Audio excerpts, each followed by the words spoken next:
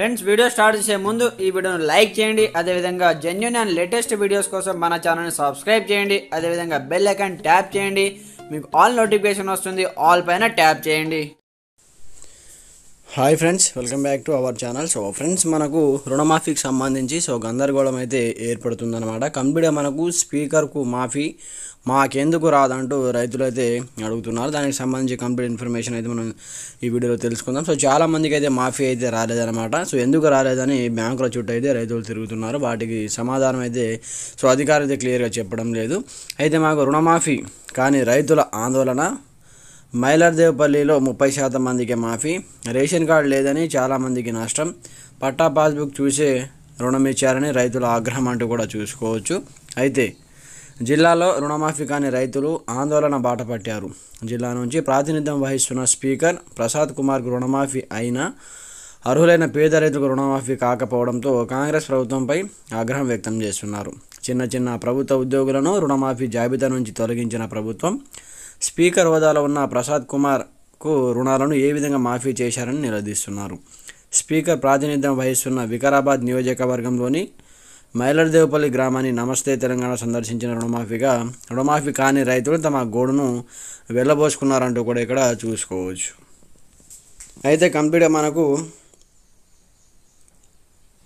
తమ గోడును వెళ్ళబోసుకున్నారు. మైలర్దేవపల్లికి సంబంధించి మనకు 2 లక్షల రుణాలు తీసుకున్న రైతులు సుమారు 600 మందికి పైగా ఉండగా వీరిలో కేవలం 180 మందికే రుణాలు మాఫీ అయ్యాయి.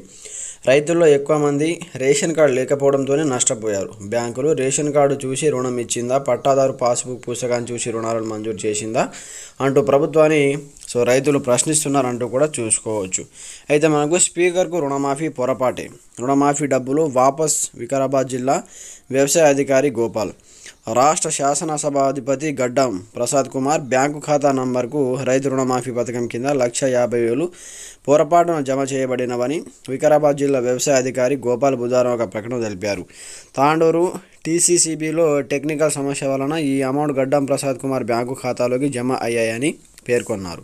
ఈ విషయంపై స్పీకర్ ప్రసాద్ కుమార్ స్పందిస్తూ తన బ్యాంకు అకౌంట్కు పొరపాటున వచ్చిన రూపాయలను తిరిగి అదే బ్యాంకు ద్వారా ప్రభుత్వానికి వాపసు చేస్తున్నట్లు తెలిపారంటూ కూడా చూసుకోవచ్చు. ఈ విధంగా చాలామందికి అయితే మాఫీ కాలేదన్నమాట. ఇది చెల్లని ప్రభుత్వం.